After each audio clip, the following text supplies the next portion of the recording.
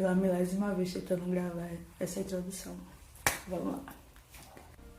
Você já ouviu aquela história de que uma mentira contada 1000 vezes acaba se tornando verdade? Pois bem, essa história acaba sendo até real em nosso meio cristão.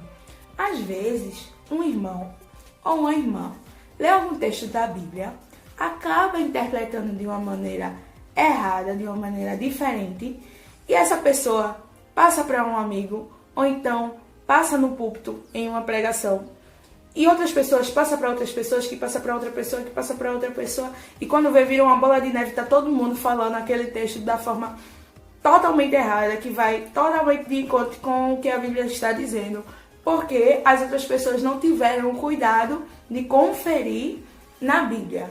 E existem alguns textos bíblicos que provavelmente já foi contado a você ou até mesmo por você de uma maneira errada. Então, se você quer conferir esses textos, é só continuar assistindo o vídeo. Vamos lá?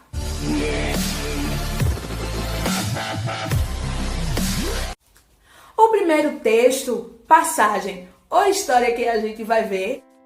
Paz do Senhor, né, Lídia? Tá desviada, é amada. Misericórdia.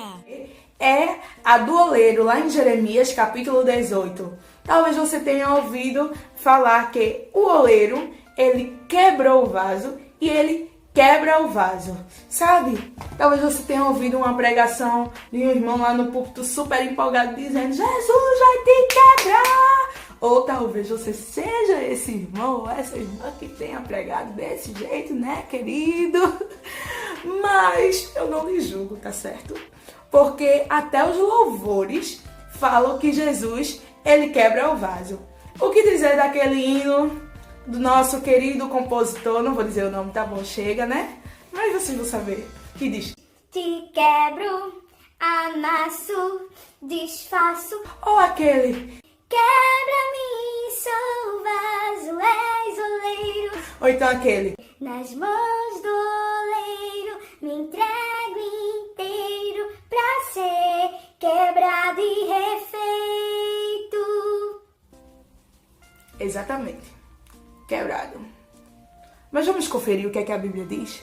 Jeremias, capítulo 18 e o versículo 4. Essa minha versão, ela é Almeida Corrigida Fiel, que diz assim o texto: Como o vaso que ele fazia de barro quebrou-se na mão do oleiro, tornou fazer dele outro vaso, conforme o que pareceu bem aos olhos do oleiro fazer. Veja aí o que é que o texto diz. Quebrou-se. E em outras versões dizem se quebrou. Então, a gente entende, sem precisar ser uma pessoa formada em letras, né, com uma pequena interpretação, que o vaso se quebrou. Não foi o oleiro que quebrou o vaso, mas o vaso que se quebrou. E isso nos traz a pensar até que, Deus, ele se arrepende daquilo que faz e ele acaba quebrando porque ele fez um vaso e viu que não era do jeito que ele queria. Mas o que Deus faz, ele é perfeito.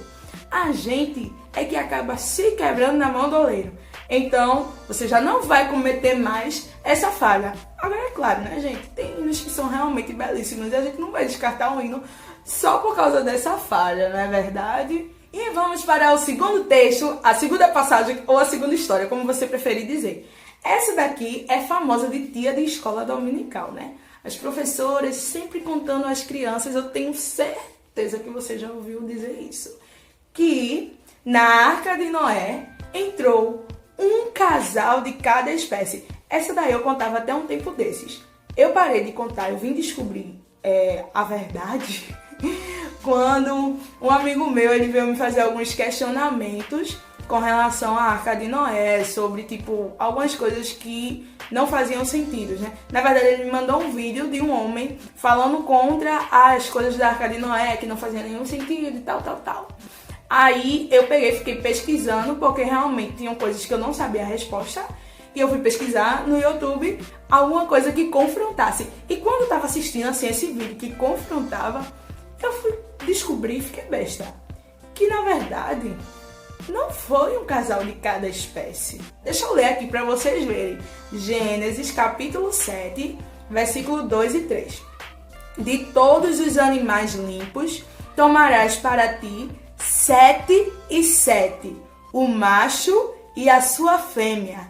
Mas dos animais que não são limpos, 2, o macho e a fêmea, o 3. Também das aves dos céus, 7 e 7, macho e fêmea, para conservar em vida sua espécie sobre a face de toda a terra. Então a gente vai ver aí que os animais que eram considerados limpos, puros, eram 7 casais. E os animais que eram considerados impuros, era um casal. Então, e aí, essa daí você sabia? Me conta aqui nos comentários se alguma dessas você já apontou errado, você pensava de um jeito, mas na verdade não era. Me conta aí nos comentários.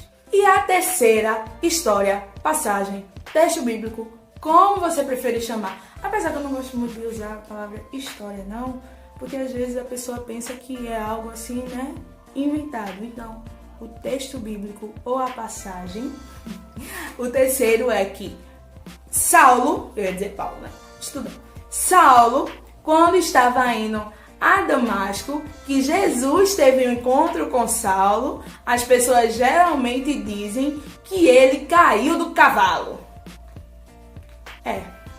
Isso também não tem na Bíblia, não.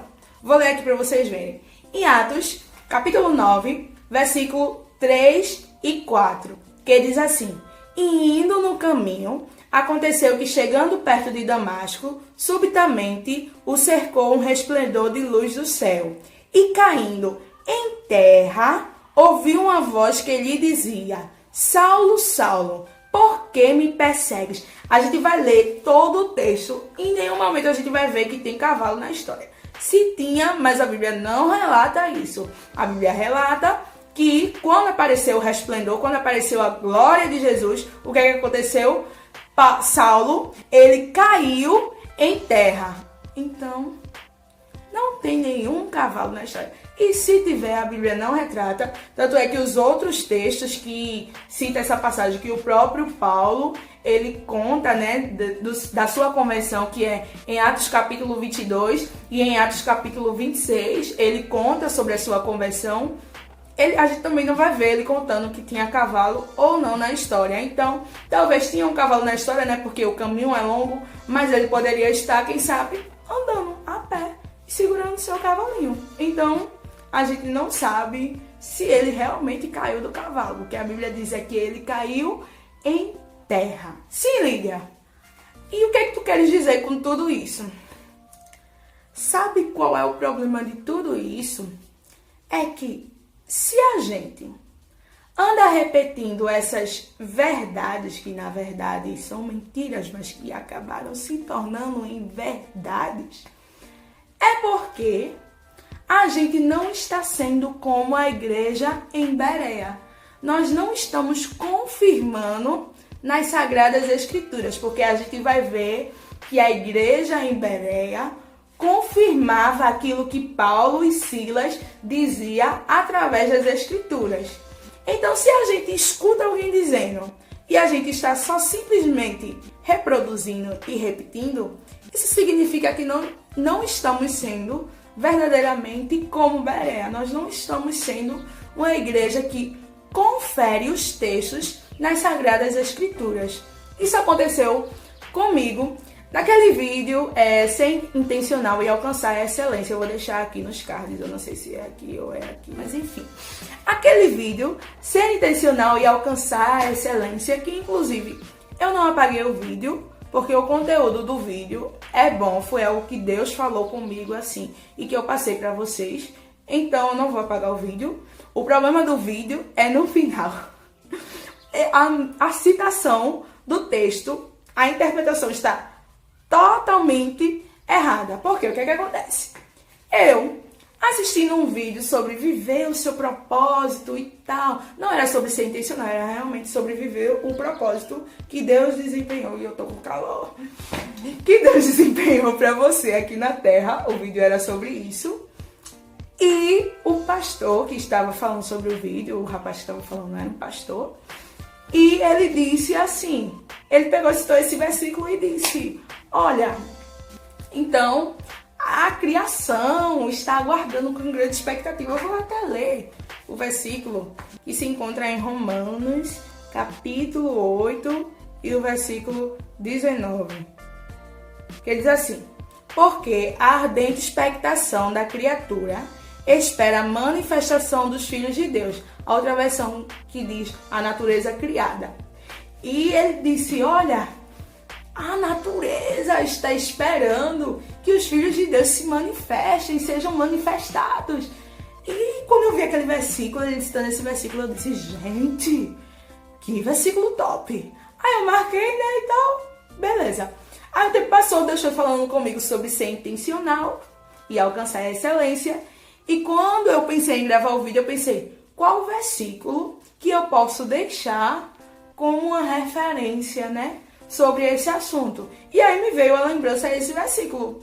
E eu conferi o texto inteiro. Eu li o contexto inteiro? Não. Eu só deixei o versículo. Porque para mim fazia total sentido aquilo que o pastor tinha falado, né? O texto fazia total sentido. E eu deixei aqui. Aí o que acontece? Uma menina me mandou alguns áudios no WhatsApp e disse: Lídia, pelo amor de Deus, esse versículo não fala sobre isso. Tanto é. Então, o microfone caiu. Peraí, calma. Pronto, agora está aqui, firme e forte. Tanto é que a epígrafe do texto fala o sofrimento e a glória futura.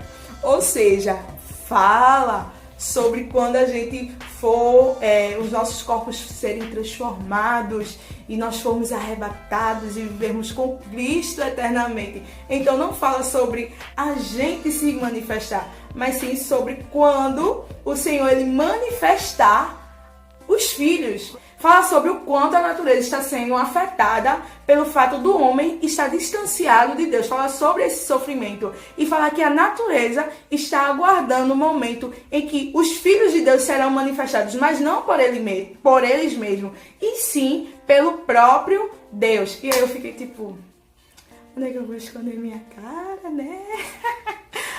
Mas é vivendo e aprendendo. É justamente para isso que a gente criou esse canal, para a gente ir crescendo cada vez mais em graça e sabedoria, um aprendendo com o outro. Para não ficar sem minhas palavras, momento Assembleiana, eu vou deixar um versículo para a meditação de vocês. E o versículo será justamente sobre a igreja de Bereia, que se encontra em Atos dos Apóstolos, capítulo 17, versículo 11, que diz assim: os bereanos eram mais nobres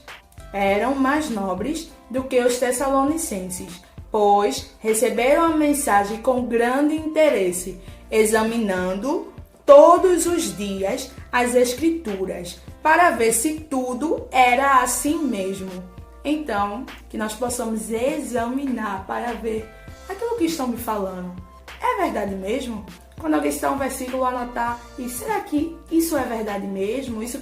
O que Lídia está falando é verdade mesmo? Então, vamos passar a examinar e a conferir os textos sagrados. Amém, irmãos? Que Deus abençoe vocês e até o próximo vídeo, se Jesus não voltar.